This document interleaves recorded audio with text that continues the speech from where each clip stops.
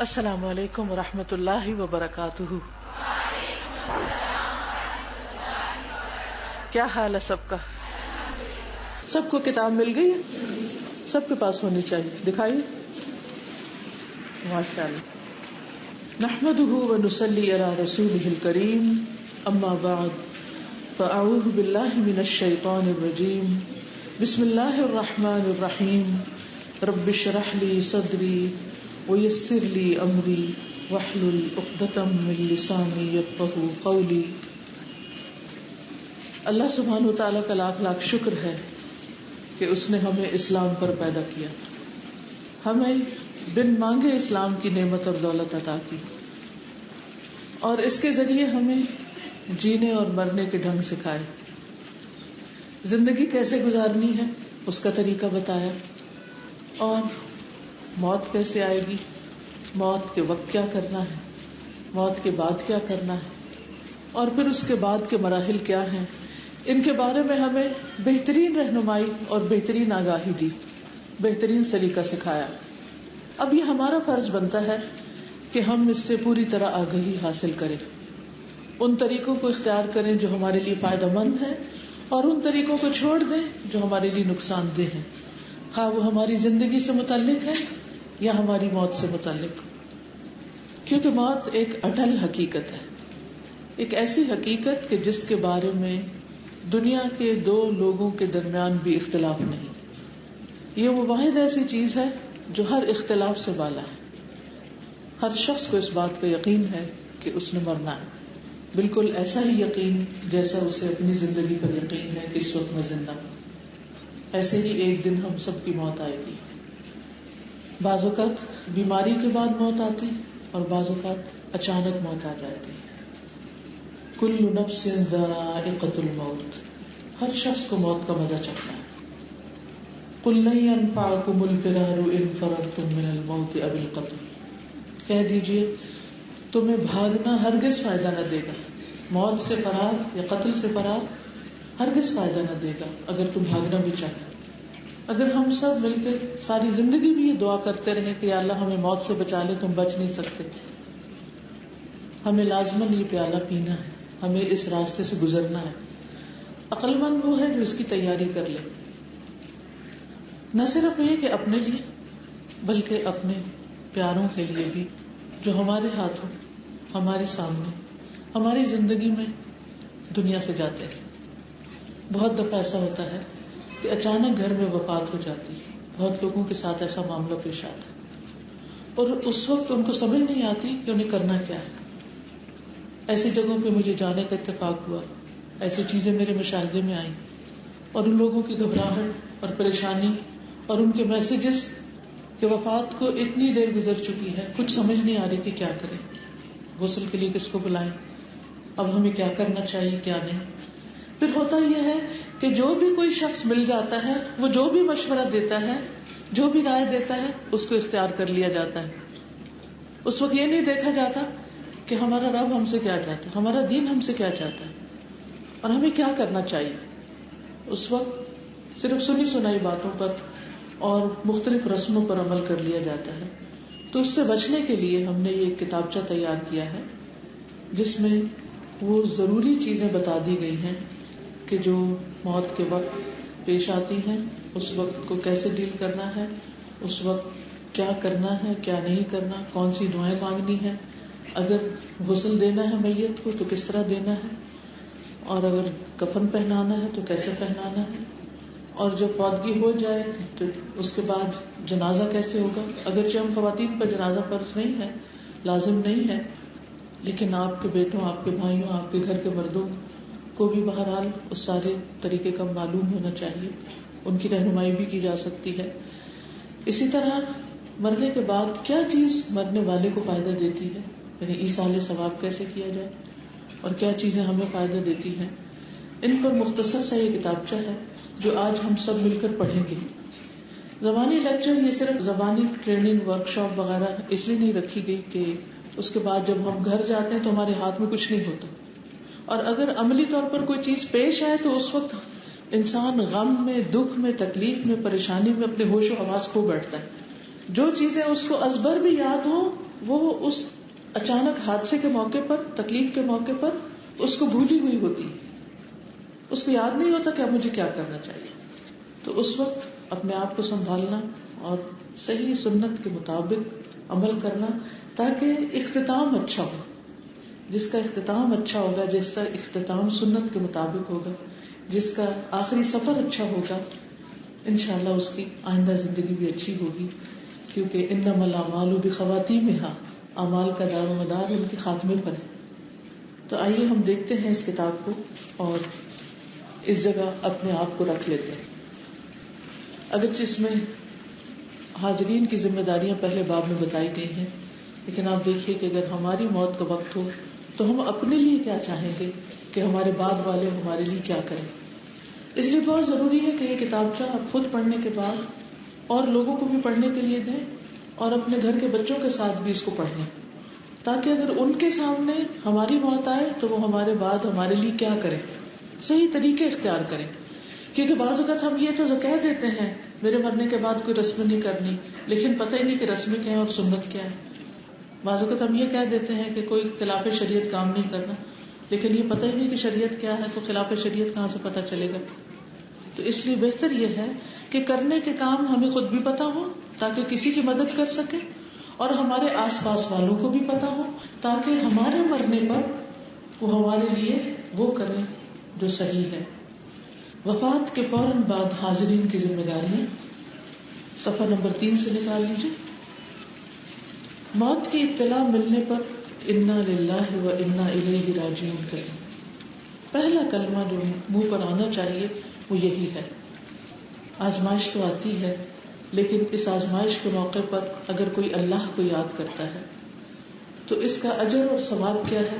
اولئک علیہم صلوات من ربہم ورحمہ واولئک هم المہتدون. ایسے لوگوں پر اپنے رب کی طرف سے نوازشیں ہوتی ہیں، رحمتوں کی بارش ہوتی، رحمت ہوتی، اور یہی لوگ ہدایت یافتہ ہیں.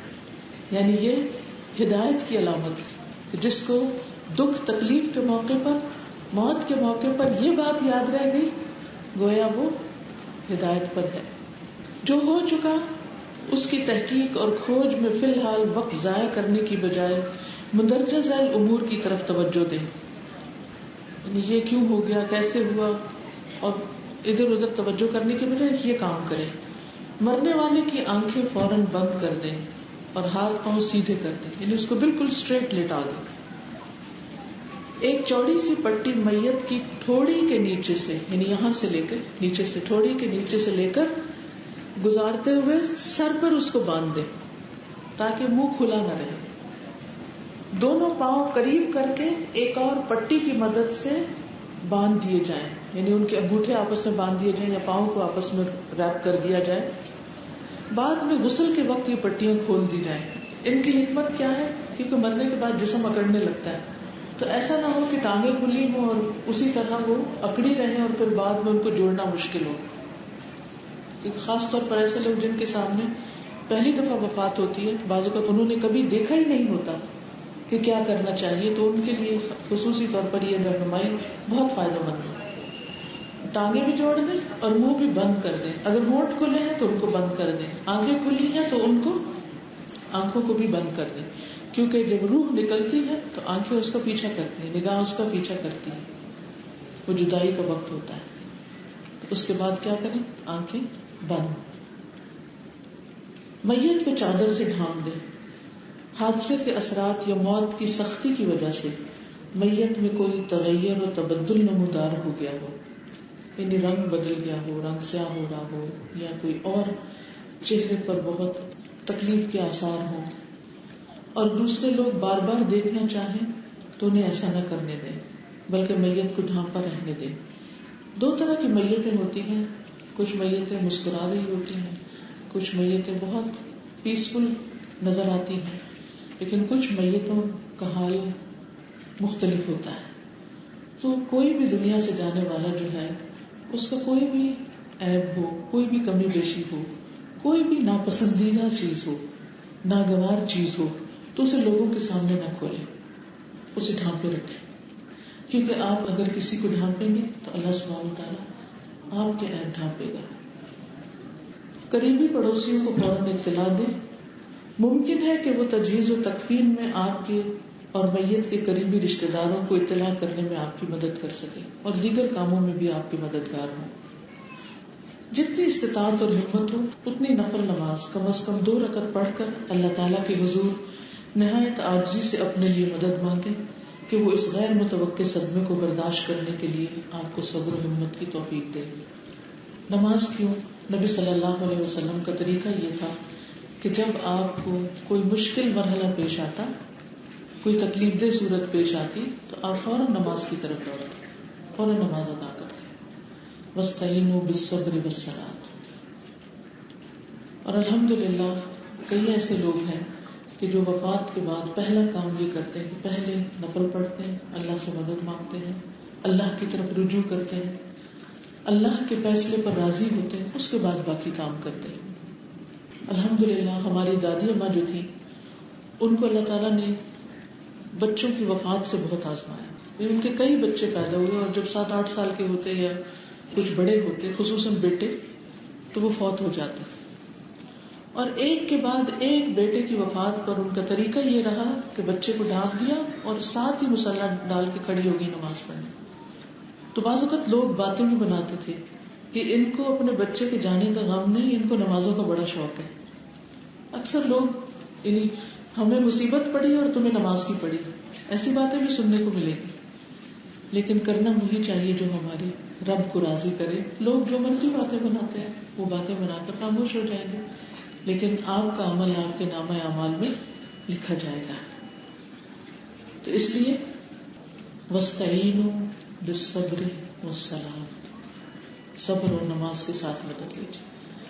اس موقع پر ام سلیم رضی اللہ تعالی عنہا کا عمل بھی یاد کریں کہ کس طرح ان کے بیٹے کی وفات ہوئی اور وہ اس کو ڈھانپ کر اپنے شوہر کا استقبال کرتی ہیں، ان کو کھانا کھلاتی ہیں، ان کو خوش کرتی ہیں، اور اس کے بعد بہت ہی حکمت کے ساتھ اپنے شوہر کو بہت خوبصورت انداز میں بچے کی وفات کی خبر دیتی. اس سے بہترین اسوہ حسنہ بھی کہیں ہو سکتا ہے. یعنی ایک ماں کا ایسا کردار، کیونکہ بچے سے محبت ایک ماں کو سب سے زیادہ ہوتی ہے، لیکن اس موقع پر اپنے ہوش و حواس کو قائم رکھ کر یہ سارا عمل کرنا بہت بڑے دل گردے کی بات ہوتی ہے. تو اس کے لیے ایسے ہی کردار کو اختیار کرنے کی ضرورت ہے، کیونکہ بابیلا کرنے سے، چیخنے چلانے سے، بہت زیادہ شور مچانے سے، اللہ سبحانہ وتعالیٰ سے شکوے شکایت کرنے سے بچہ واپس نہیں آ سکتا. لیکن آپ کا یہ طرز عمل ایک ایک لمحہ اس کا ریکارڈ کیا جا رہا ہے اللہ کے حضور، اور جتنا بہترین طرز عمل ہوگا اتنا ہی بہترین ریوارڈ ہوگا، اور وہ ہمیشہ کے لیے ہوگا. خصوصاً جب کسی بچے کی وفات ہوتی ہے اور فرشتے جان لے کر جاتے ہیں تو اللہ سبحانہ وتعالیٰ پوچھتے ہیں کہ میرے بندے نے اس موقع پر کیا کہا. تو کہتے ہیں کہ اس نے الحمدللہ کہا. تو اللہ تعالیٰ فرماتے ہیں میرے اس بندے کے لیے جنت میں ایک گھر بنا دو جس کا نام بیت الحمد رکھو. یعنی خاص طور پر جنت میں گھر کی بشارت اس کو دی جاتی ہے جو اس موقع پر صبر سے کام لے. آپ سب ماشاءاللہ دین کے طالب علم ہیں، قرآن پڑھنے والے ہیں، سنت کا مطالعہ کرنے والے ہیں، تو یہ سب علم صرف کتابوں کی حد تک نہیں ہونا چاہیے، اس علم کو ہمارے عمل میں بھی ڈھلنا چاہیے. اور عمل میں آنے کی بہترین صورت کیا ہے کہ زندگی میں یہ موت کے واقعات اور یہ سب تکلیف دہ چیزیں تو پیش آتی ہیں، ان موقعوں پر بہترین صبر و تحمل سے کام لیا جائے اور صحابیات کے طریقے کو اختیار کیا جائے. پیج 4 ہے، میت کے چھوڑے ہوئے مال میں سے کفن دفن کے اخراجات پورے کر لیں، اور اگر اس کے اپنے پاس اس کا چھوڑا ہوا مال نہ ہو تو پھر باقی لوگ مل کر ادا کرتے ہیں ان اخراجات کو. اس کے بعد میت کے ذمے کوئی قرض، ادھار یا کسی قسم کے واجبات ہوں جن کا آپ کو علم ہو تو ان کی ادائیگی اس کے بقایا مال میں سے کر دیں. بالفرض میت نے اتنا مال نہیں چھوڑا کہ یہ تمام اخراجات پورے ہو سکے تو رشتہ دار اور دوسرے مسلمان اس کی طرف سے یہ ادائیگی کرتے ہیں. یعنی دوسروں کا فرض بنتا ہے کہ وہ پھر مل جل کر اس کا قرضہ وغیرہ اتارتے ہیں، اس کی ضرورت پوری کریں.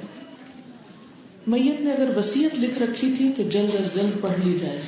ہو سکتا ہے کوئی بروقت کرنے والا کام ایسا ہو جو اس کی خواہش کے مطابق ہو جائے. مثلا اسے بچوں میں سے کسی خاص بچے سے غسل کرانے کی تمنا ہو یا نماز جنازہ کی امامت کے لیے اس نے دیندار بھائی یا دوست سے درخواست کی ہو، یا اس نے خاندان والوں کو اس موقع پر غیر شرعی رسموں سے منع کیا ہو، تو کچھ بھی شروع کرنے سے پہلے وصیت نامہ پڑھ لیا جائے کہ میت کی خواہشات کیا تھیں. وصیت میں اگر کسی ایسی خواہش کا اظہار کیا گیا ہے جو شریعت سے ٹکراتی ہے تو اس پر عمل نہیں کیا جائے گا. عزیزوں کے بروقت پہنچ جانے پر دفنانے کی جگہ اور نماز جنازہ کو وقت باہم مشورے سے متعین کر لیں، لیکن دور دراز کے رشتہ داروں کے انتظار میں تاخیر کرنے یا سرد خانے میں ڈلوانے کی بجائے جلد دفنانے کے انتظامات کریں. کوشش کی جائے کہ جس علاقے میں میت کی وفات ہوئی ہے اسے وہیں دفن کیا جائے. صحیح سنت یہی ہے، یعنی میت کو تاخیر سے نہ دفنایا جائے. جتنا جلدی دفنائیں گے اتنا ہی سنت کے مطابق ہوگا.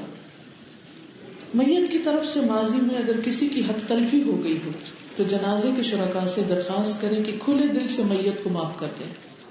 شرکاء کی آمد و رفت کے پیش نظر اس درخواست کو دہراتے رہیں.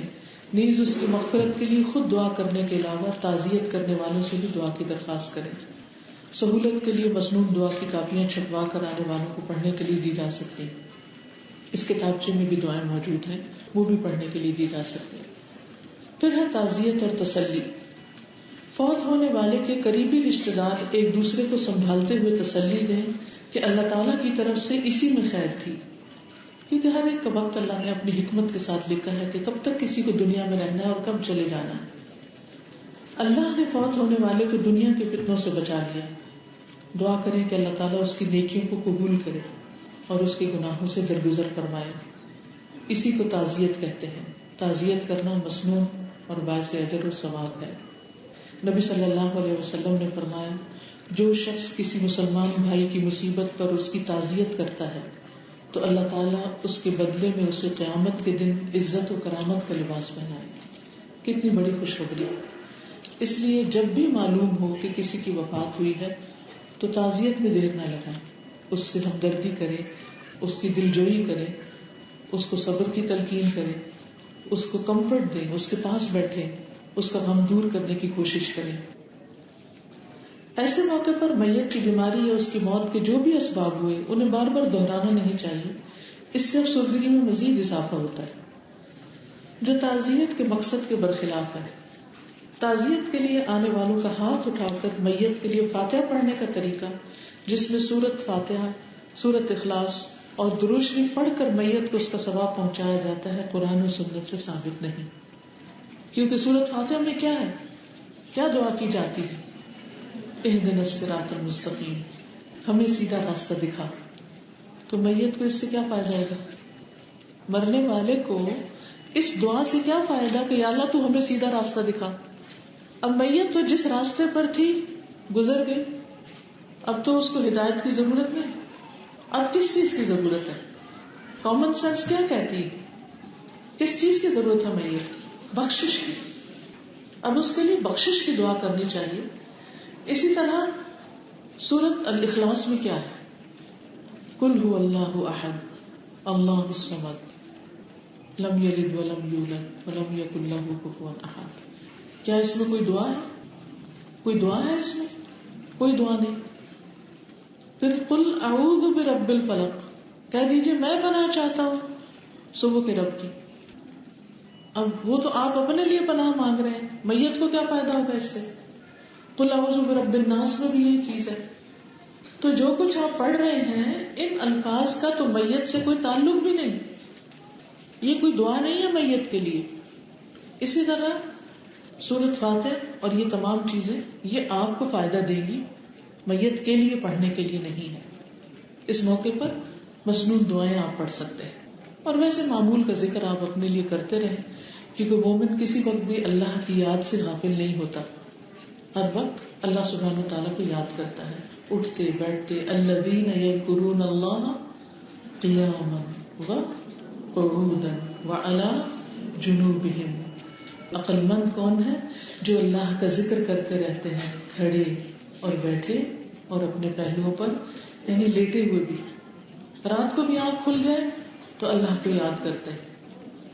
رات کو آنکھ کھلنے پر اچانک جب آنکھ کھل جاتی ہے یا آپ سائڈ بدلتے تو آنکھ کھل جاتی ہے، تو کیا آپ کو معلوم ہے کون سی دعا پڑھنی چاہیے؟ اگر معلوم ہے تو بھی، اگر نہیں تو یاد دہانی کرا دیتی ہوں. بخاری کی حدیث ہے جس میں آتا ہے کہ جب اچانک رات کو آنکھ کھل جائے اور انسان پڑھے لا الہ الا اللہ وحدہ لا شریک لہ لہ الملک ولہ الحمد وہو علی کل شیء قدیر الحمد للہ وسبحان اللہ ولا الہ الا اللہ واللہ اکبر ولا حول ولا قوة الا باللہ. اس کے بعد اگر وہ کہتا ہے اللہم اغفر لی، اے اللہ مجھے بخش دے، تو اس کو بخش دیا جاتا ہے. اور اگر وہ نماز پڑھتا ہے یعنی اٹھ جاتا ہے اور اٹھ کے نماز پڑھتا ہے تو اس کی نماز قبول کی جاتی ہے. تو آپ اپنی بخشش کے علاوہ کوئی بھی آپ کی زندگی میں مسئلہ ہو، کوئی پریشانی ہو، کوئی دکھ ہو، کیونکہ بعض اوقات ایسا بھی ہوتا ہے کہ اچانک آنکھ کھل جاتی ہے پھر نیند بھی نہیں آتی. سب کے ساتھ یہ ایکسپیرینس ہوا ہوگا کہ کبھی کبھار ایسے بھی ہو جاتا ہے. اور خاص طور پر اگر رات کے تیسرے حصے میں ہو، رات کے آخری تیسرے پہر میں، تو اس وقت اللہ سبحانہ وتعالیٰ پکار رہتا ہے کوئی جو مجھ سے مانگے تو میں اسے دوں، ہے کوئی جو مجھ سے بخشش مانگے تو میں اس کی بخشش کر دوں. تو اس وقت اس بات کو اپنی خوش قسمتی سمجھے کہ اللہ نے آپ کو ایسے وقت میں جگا دیا ہے کہ آپ اس سے دعائیں کر سکتے ہیں، راز کی باتیں کر سکتے ہیں. کیونکہ دن کے جھمیلوں میں تو آپ کو فرصت نہیں ملتی، تنہائی نہیں ملتی کہ آپ اللہ تعالیٰ سے اپنے دل کی باتیں کر سکیں، اپنی دلی دعائیں مانگ سکیں، اپنے رب کو یاد کر سکیں، اپنے رب کو راضی کر سکیں. تو وہ وقت ایسا ہوتا ہے جب سب سو رہے ہوتے ہیں، رات کا اندھیرا چھایا ہوا ہوتا ہے اور آپ کو مکمل تنہائی اور خاموشی میسر آتی ہے. تو چپ کے دل ہی دل میں آہستہ آہستہ اپنے رب سے سرگوشیاں کیا کریں، اپنے رب سے مناجات کیا کریں، اپنی بخشش کی، دوسروں کی بخشش کی، اپنی موت کی آسانی کی، قبر کی روشنی کی، اور حشر کے دن حساب کتاب میں آسانی کی دعائیں کیا کریں. کیونکہ یہ سارے وقت ہمیں پیش آنے ہیں، ہمیں ان سے گزرنا ہے.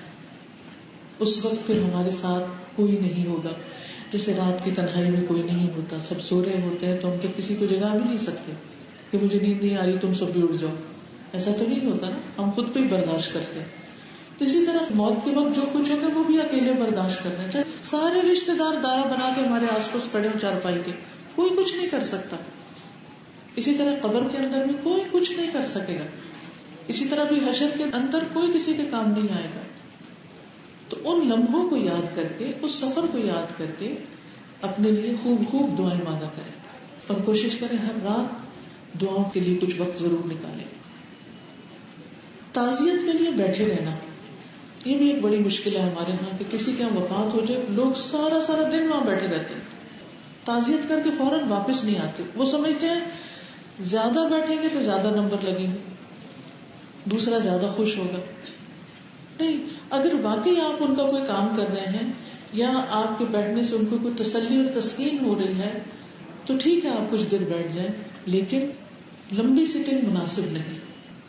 قریبی عزیز کی موت پر غم زدہ ہونا یقیناً فطری سا رد عمل ہے، البتہ اسلام غم یا سوگ منانے کے حق میں نہیں. وفات پانے والے کے قریبی رشتہ داروں کو غم کی شدت سے نکلنے کے لیے 3 دن کافی سمجھے گئے ہیں. غم سے نکالنے کے لیے ہی تو مسلمان بہن بھائیوں پر فرض کیا گیا ہے کہ وہ غم زدہ کی تعزیت کریں اور اسے معمول کی حالت کے مطابق لانے کی کوشش کریں. متعلقین کو جتنی جلدی ممکن ہو اپنے کسب و معاش میں مصروف ہو جانا چاہیے. جو بھی تعزیت کرنا چاہتا ہو وہ وہیں ان سے مل سکتا ہے، یعنی فوراً اپنی ڈیوٹی پر لوٹیں. اگر آپ کہیں کام کرتے ہیں یا آپ کے بچے ہیں گھر میں، کوئی مریض ہے آپ کے گھر میں، کہیں آپ جاب کرتے ہیں، کوئی ذمہ داری ہے آپ پر، تو اپنی ذمہ داریاں نبھائیں. میت کے گھر دنوں تک 40 دن تک روز جانا اور بیٹھے رہنا یہ درست نہیں. اللہ یہ کہ کوئی آپ کا بہت ہی قریبی رشتے دار ہے جو خود چاہتا ہے کہ آپ اس کے پاس آ کر بیٹھیں یا اس کے کچھ کام کریں. جیسے بعض اوقات بیوہ خاتون ہوتی ہیں، ایسا رشتہ ہوتا ہے، کوئی ماں ہے اکیلی رہ گئی ہے، تو اس صورت میں آپ اپنی امی کو روز وزٹ کر رہے ہیں، وہ الگ بات ہے.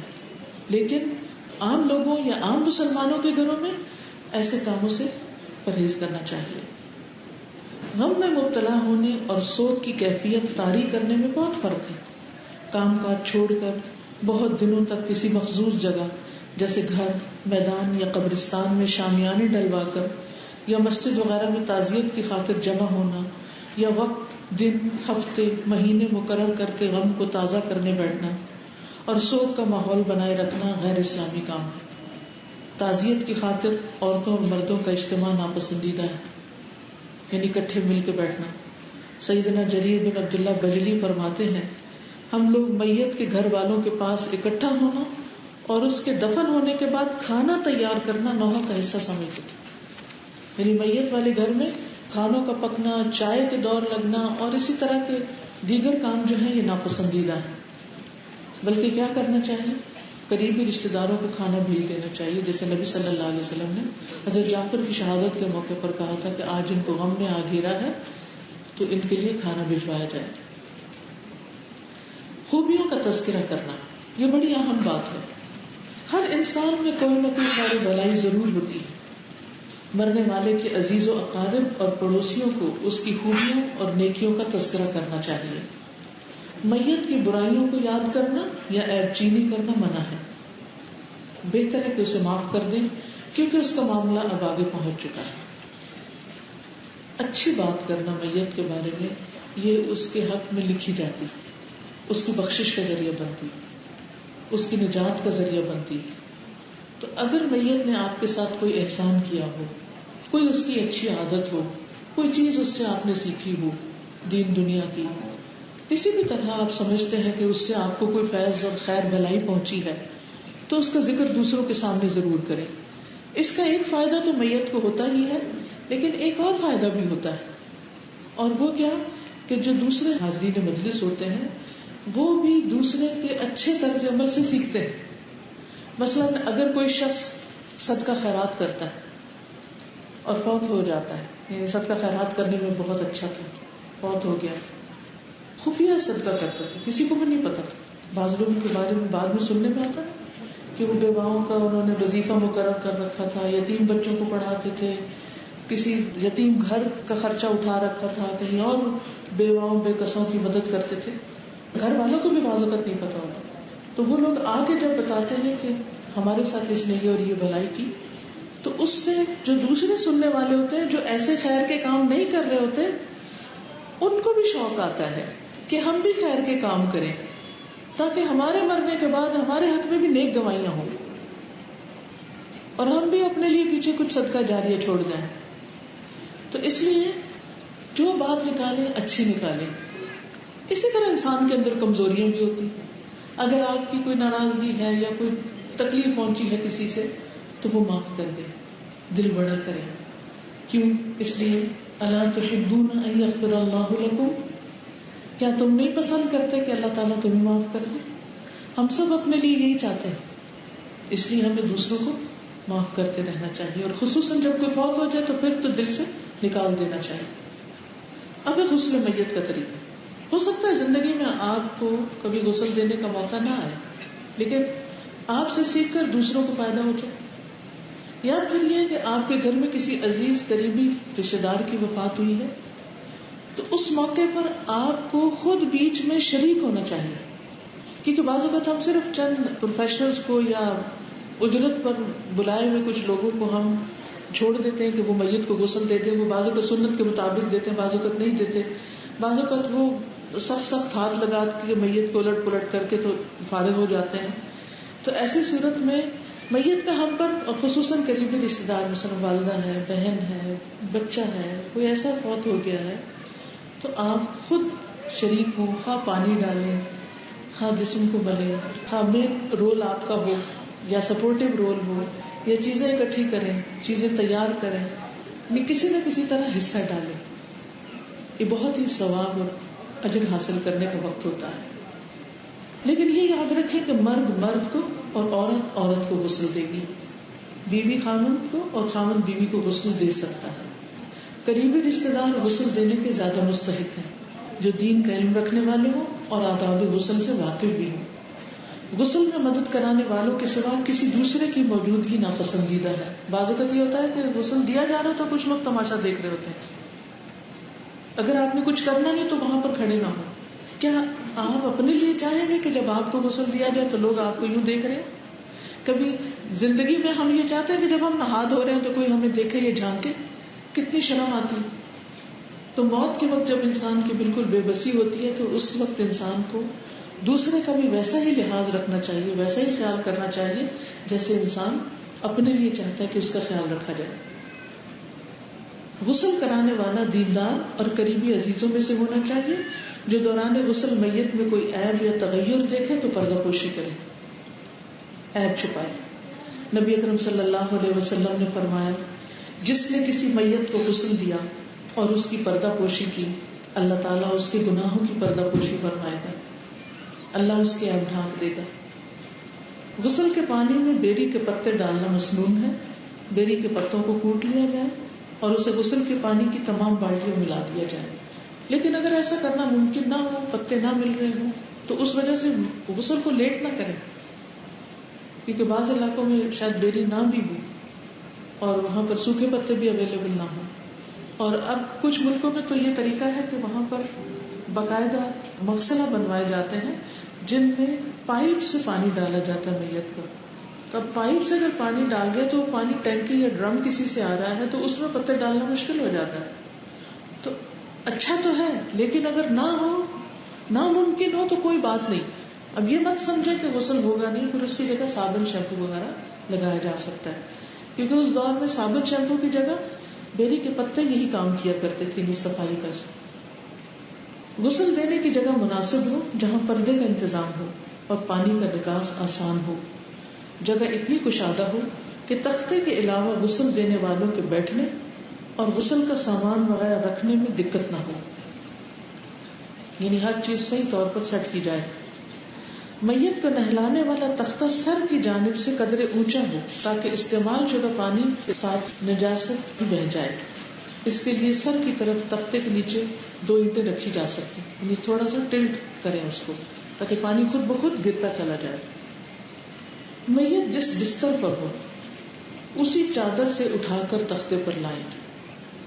اگر خاتون میت اٹھانے میں مشکل درپیش ہو تو موٹی چادر سے ڈھانپ کر میت کے محرم مرد حضرات سے مدد لے کر غسل کے تختے پر لٹایا جا سکتا ہے, اور اسی طرح غسل دینے کے بعد اٹھایا جا سکتا ہے.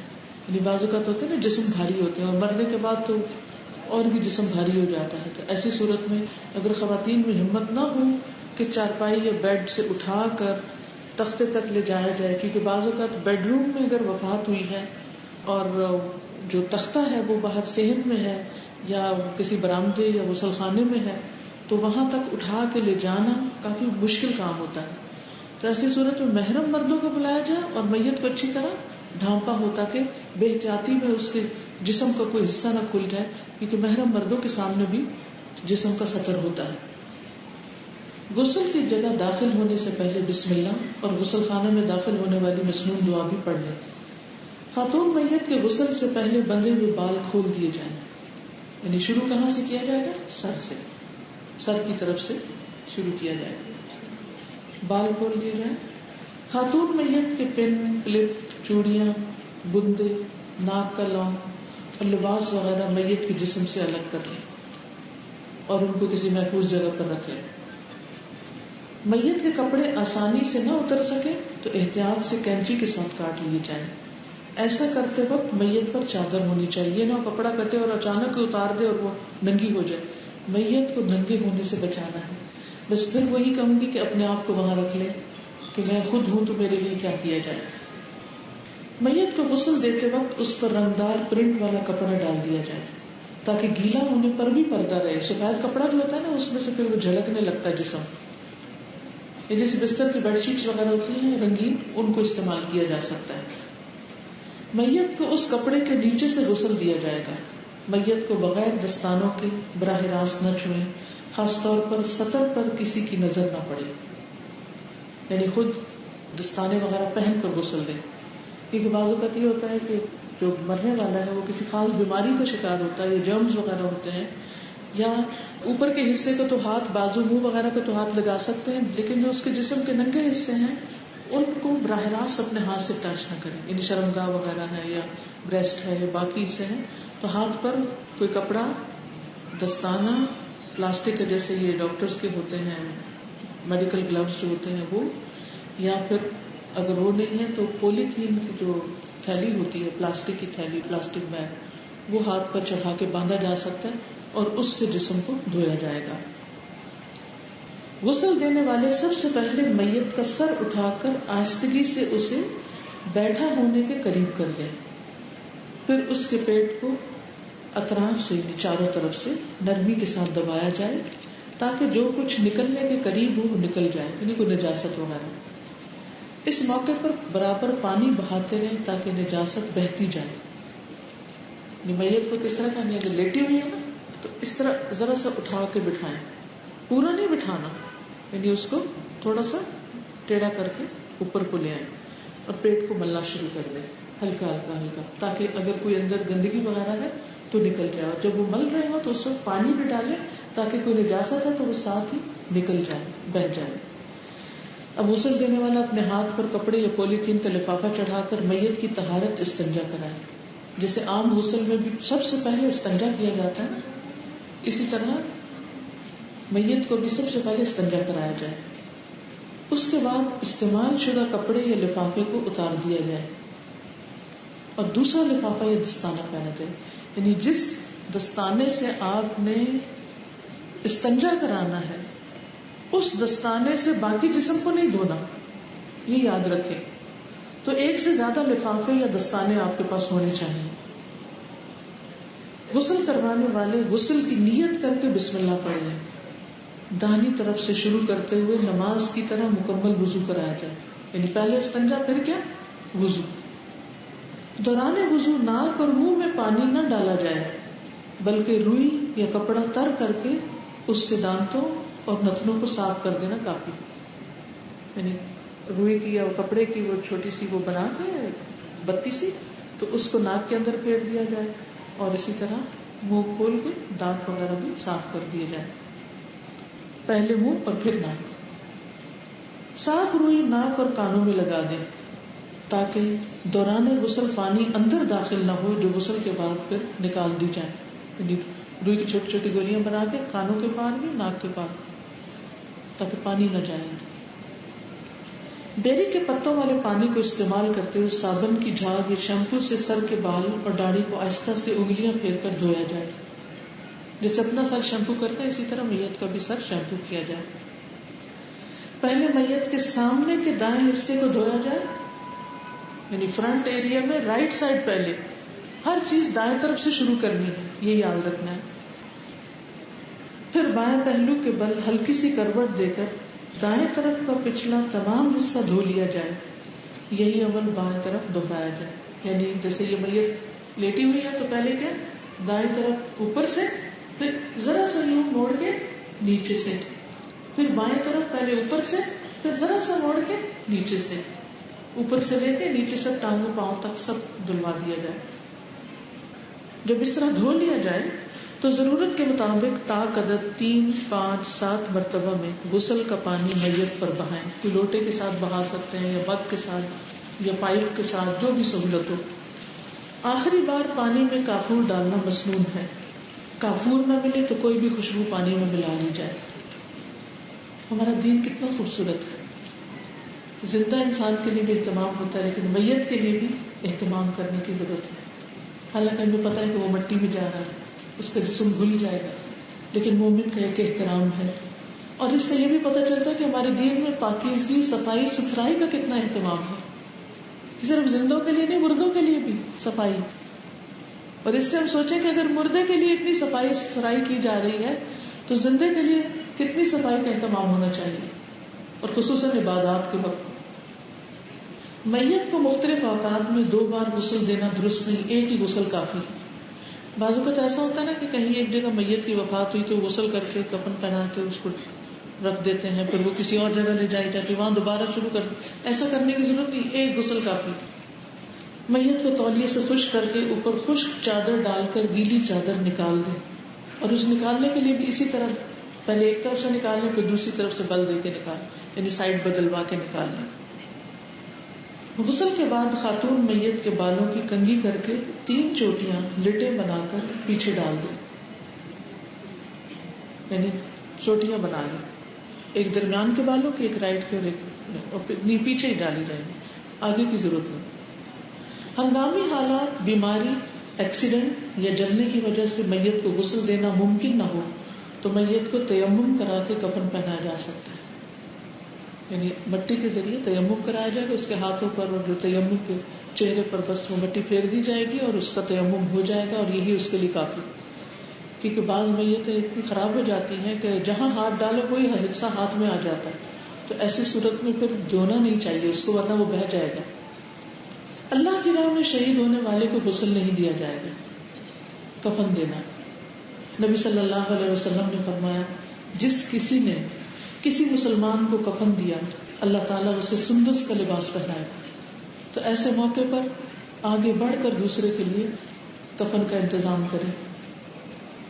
بلکہ آپ کفن ڈونیٹ بھی کر سکتے ہیں مختلف جگہوں پر کہ آپ کی طرف سے کسی غریب انسان کو پہنایا جائے. دیکھیے جو لوگ زندگی میں پہننے کے لیے کپڑے خرید نہیں سکتے وہ موت کے وقت کفن کہاں سے خریدیں ان کے وارث.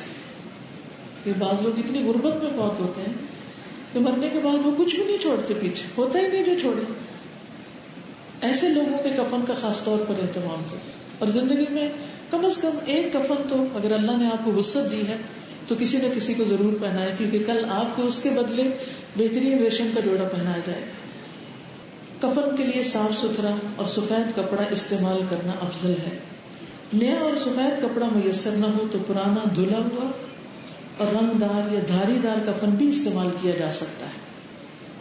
یعنی سفید اچھا ہے، اگر نہ ہو تو کوئی بھی کپڑا پھر کفن بنایا جا سکتا ہے.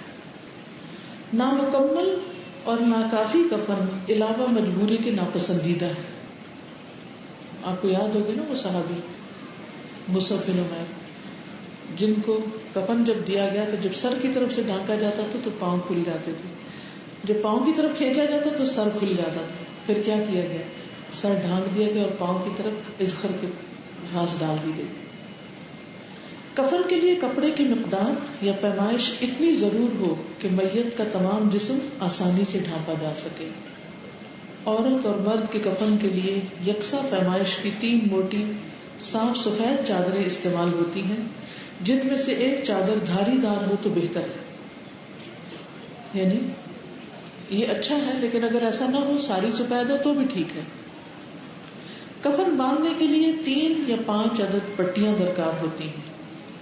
سید عائشہ فرماتی ہیں کہ ہم نے رسول اللہ صلی اللہ علیہ وسلم کو یمن کی 3 نئی سفید سہولی چادروں میں کفن دیا تھا، جس میں نہ قمیص تھی اور نہ ہی عمامہ، بس انہی چادروں میں انہیں لپیٹ دیا گیا تھا. کفن کے لیے 3 چادریں میسر نہ ہو تو ایک چادر میں بھی کفنایا جا سکتا ہے. شہید کو کفن کی ضرورت نہیں، اس کو انہی کپڑوں سمیت ایک چادر میں لپیٹ کر دفنا دیا جائے گا. محرم ہوتا ہے دوران حج یا عمرہ پہ وفات پانے والا. اس کو غسل کرانے کے بعد کفن کی بجائے احرام ہی میں بغیر خوشبو لگائے بغیر سر ڈھانپے دفن کیا جائے گا، کیونکہ وہ جب اٹھے گا قیامت کے دن تو تلبیہ پکارتے ہوئے اٹھے گا، لبیک اللہم لبیک کہتا ہوا. کسی بھی ہنگامی حالت یا سفر کے دوران میتیں زیادہ اور کفن کم ہو تو ایک ہی کپڑے میں ایک سے زیادہ میتوں کو کفن دیا جا سکتا ہے. یہ بعض اوقات ہوتا ہے نا اچانک کوئی زلزلہ آ جاتا ہے، کوئی یعنی بڑے پیمانے پر میتیں ہو جاتی ہیں اور اتنا کپڑا میسر نہیں ہوتا، بلکہ زندوں کے لیے بھی نہیں میسر ہوتا تو مردہ کے لیے کہاں سے ہو. تو ایسی صورت میں ایک کپڑے میں 2 لوگ بھی ڈالے جا سکتے. کفن لپیٹنے کا طریقہ کار: چارپائی کے درمیان ایک بڑی پٹی اور سر اور پاؤں کی طرف چھوٹی پٹیاں بچھا دیں. مضبوطی سے باندھنے کے لیے 5 پٹیاں بھی باندھی جا سکتی ہیں. اب چارپائی پر پٹیوں کے اوپر 3 چادریں بچھا دیں. چادر کی لمبائی میت کے قد کی لمبائی سے کم از کم 1 فٹ بڑی ہو تاکہ سر اور پاؤں کی جانب سے باندھی جا سکے. تختہ غسل سے میت کو اٹھانے کے لیے 2 افراد نیچے والی چادر کو سر اور پاؤں کی طرف سے پکڑیں. مزید 2 افراد چادر کے نیچے سے کمر کی جگہ تولیہ یا مضبوط کپڑا ڈال کر میت کو اٹھا کر اسی چارپائی پر رکھ دیں جس پر کفن پہلے سے بچھا ہوا. پہلے اوپر والی چادر کے اوپر والے حصے سے خاتون میت کے سر اور بالوں کو سکارف کی طرح لپیٹ دیں. پھر بقیہ چادر سے اچھی طرح جسم لپیٹیں. دوسری چادر کو سر سے پاؤں تک لپیٹ دیں. آخری چادر لپیٹنے کے بعد سر، پاؤں اور کمر کی پٹیوں کو باندھ کر اس طرح گرہ لگائیں کہ قبر میں لٹانے کے بعد یہ گرہیں آسانی سے کھولی جا سکے. یعنی اتنی سخت گرہیں نہ لگائے کہ وہاں پر کھلے نہ، کیونکہ جب میت کو قبر میں لٹا دیا جاتا ہے تو پٹیاں کھول دی جاتی ہیں. میت کو کفن میں لپیٹنے کے بعد 3 بار خوشبو کی دھونی دیں. یہ ممکن نہ ہو تو عطر وغیرہ لگایا جا سکتا ہے. میت کو غسل اور کفن دینے والے کے لیے بعد میں خود غسل کرنا اور میت کو اٹھا کر کھاٹ پر ڈالنے میں مدد کروانے والے کے لیے وضو کر لینا مستحب ہے. یعنی غسل کی ضرورت نہیں، وضو بھی کافی ہے. غسل اور کفن کے مراحل میں غیر مسنون افعال، غسل دینے کی جگہ پر پاکیزہ کلام تحریری شکل میں لے کے جانا یا زبانی پڑھنا، یعنی کوئی قرآن پاک لے جانا یا پھر کوئی کتاب یا کوئی اور چیز لکھی ہوئی وہاں پر جس میں آیات وغیرہ ہو، وہ نہیں ہونی چاہیے. میت کو 2 بار غسل دینا، بالوں کی 2 چوٹیاں بنا کے سینے پہ ڈالنا، یہ نہیں ہونا چاہیے. غسل مکمل ہونے پر قریبی رشتہ داروں کو باری باری آ کر میت میں پانی بہانا، یہ رسم کے طور پر اس کو نہ لیا جائے. کفن سے پہلے صاف لباس پہنانا. بعض علاقوں میں یہ رواج ہے کہ نوجوان لڑکی فوت ہو جائے تو اس کو باقاعدہ دلہنوں والا لباس بنا کر اس کا میک اپ وغیرہ کیا جاتا ہے. یہ سراسر شریعت کے منافی ہے، ایسا کرنے سے پرہیز کرنا چاہیے. میت کی آنکھوں میں سرما لگانا، یہ بھی نہیں ہونا چاہیے. کفن پر عرق گلاب ڈالنا یا آب زمزم میں بھگونا. شادی کے لباس میں دفنانا. کفن پر قرآنی آیات یا دیگر دعائیں لکھنا. میت کے سرانے قرآن مجید یا عہد نامہ رکھنا. اب یہ اگلے صفحے پر آپ دیکھ رہے ہیں کہ یہ ڈیمو بنا ہوا ہے، اس کو بھی ابھی دیکھ لیتے ہیں. پہلے آپ یہ سامنے اسکرین پہ دیکھ لیں، امید ہے کچھ سمجھ آ جائے گی انشاءاللہ. محترمہ نے بھی بتایا کہ مصنوعی کفن کے لیے 3 بڑی چادریں اور ان کا سائز اتنا بڑا ہو کہ جس میں جو میت ہے وہ اچھی طرح سے کور کی جا سکے، اور یہ ڈپینڈ کرے گا ہائٹ کے مطابق میت کی کتنی ہوگی. اور میت کو بعد میں ریپ کرنے کے بعد باندھنے کے لیے 3 یا 4 یا 5 پٹیاں، 5 اگر ہو تو زیادہ بہتر ہے کہ اچھی طرح سے سیکیور کیا جا سکتا ہے. جیسے کہ آپ یہاں پر دیکھ رہے ہیں 3 چادریں آپ کو ایک ہی لینتھ کی چوڑائی میں اور ایک جیسی ہیں اور 5 پٹیاں دکھائی جا رہی ہیں. مصنوعی کفن کا طریقہ آپ دیکھ لیتے ہیں. سب سے پہلے نیچے پٹیاں بچھائیے. وہ سرفیس یا وہ جگہ مقام جہاں پر آپ نے میت کو کفن دینا ہے، کوئی چارپائی ہو سکتی ہے یا زمین کے اوپر یا کوئی تختہ، کچھ بھی ہے، وہاں پر آپ 5 پٹیاں اس انداز سے رکھیے گا کہ ایک سر کی جانب اور ایک پیر کی جانب باندھنے کے لیے، ایک کمر کے حصے کو بندھے گی، ایک گھٹنوں کی پورشن ہوگا وہاں پر، اور ایک سینے کے مقام. اس کے اوپر تینوں چادریں آپ نے کھول کر بالکل برابر انداز میں ڈال دینی ہیں. میں جیسے بتایا کہ میت کو لے کر آنا ہے اور آپ نے وہاں پر رکھنا ہے. یہ 3 چادریں آپ کو دکھائی جا رہی ہیں کیونکہ سفید ہیں، واضح نہیں دکھ رہا ہوگا. ایروز شاید دکھائی دے رہے ہیں. ہر ایرو اور اس کے ساتھ نمبر لگا ہے جس سے یہ واضح کیا جا رہا ہے کہ 3 چادریں ہیں جو کہ یکے بعد دیگرے اوپر تلے بچھائی گئی ہیں. میت کو جب آپ نے چادروں پر لا کر ڈال دیا تو وہ اسی چادر میں ابھی اس کو لپیٹا گیا ہوگا جس کے غسل دینے کے بعد آپ نے اس کو ریپ کیا.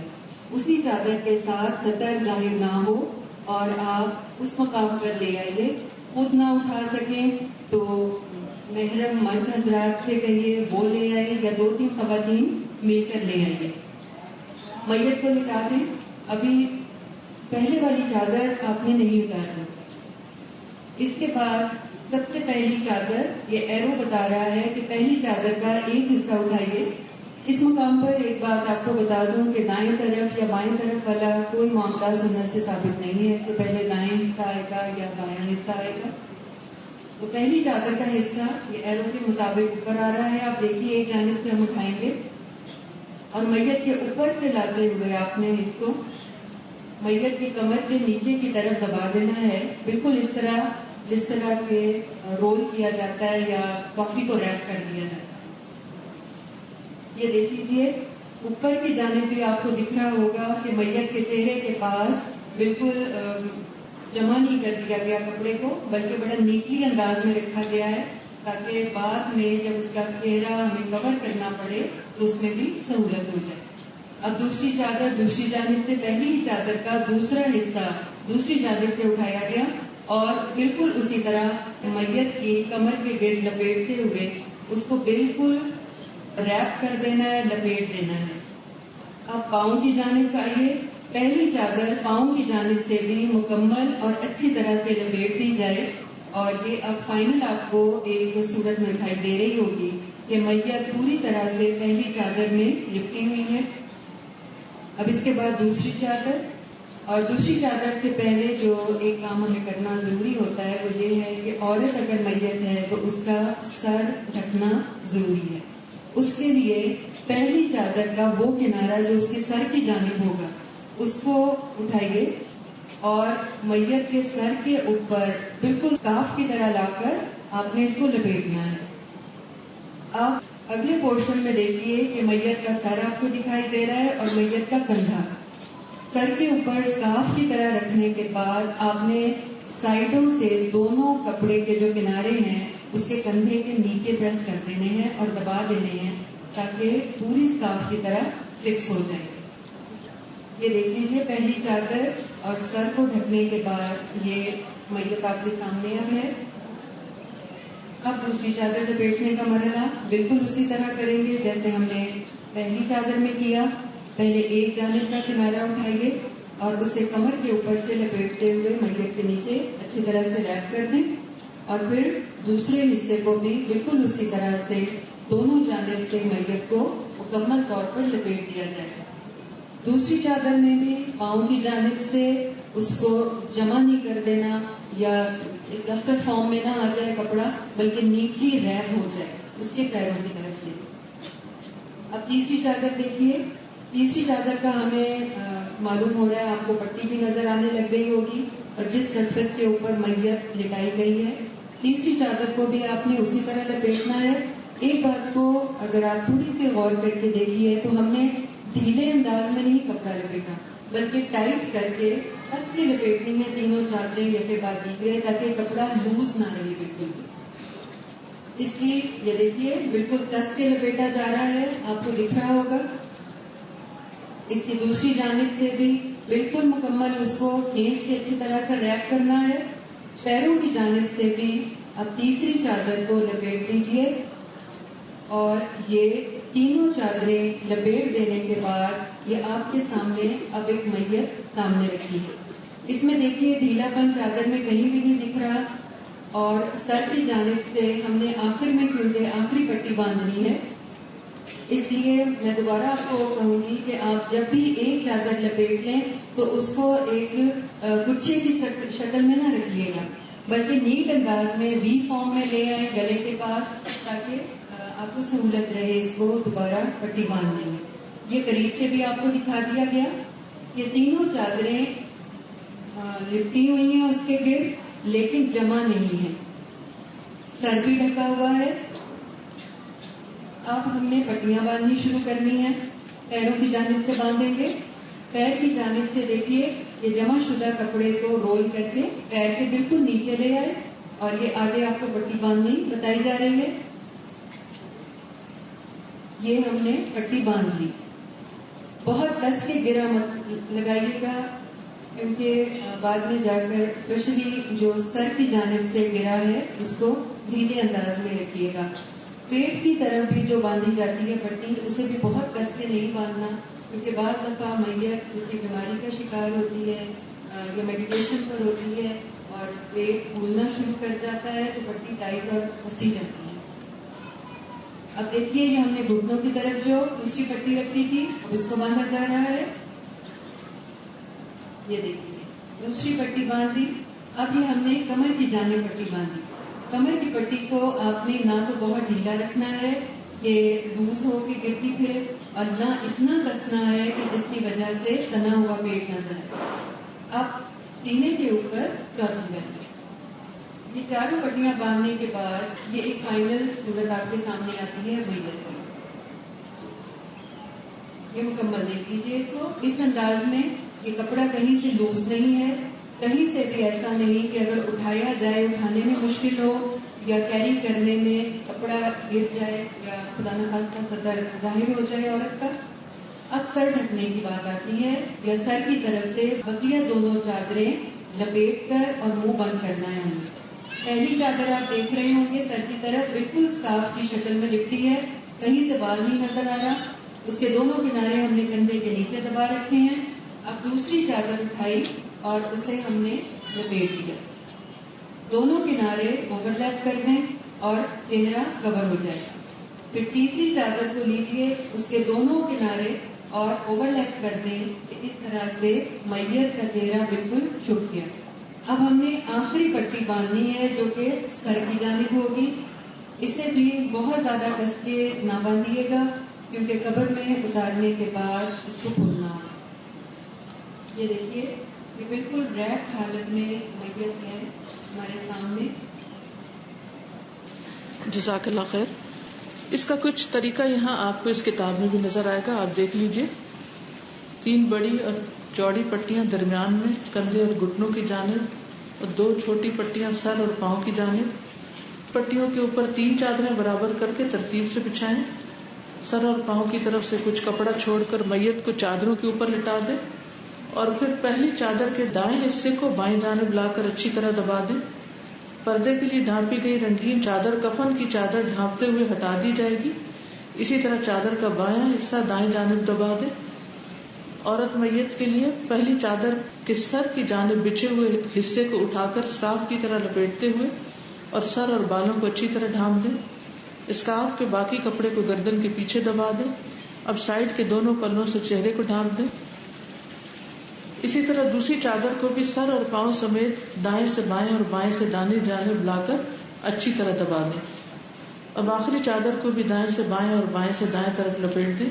اب کفن کو تصویر کے مطابق پٹیوں سے باندھ دیں, جس میں 3 بڑی مین پٹیاں ہوں گی اور 2 چھوٹی سر اور پاؤں کی طرف. چلیے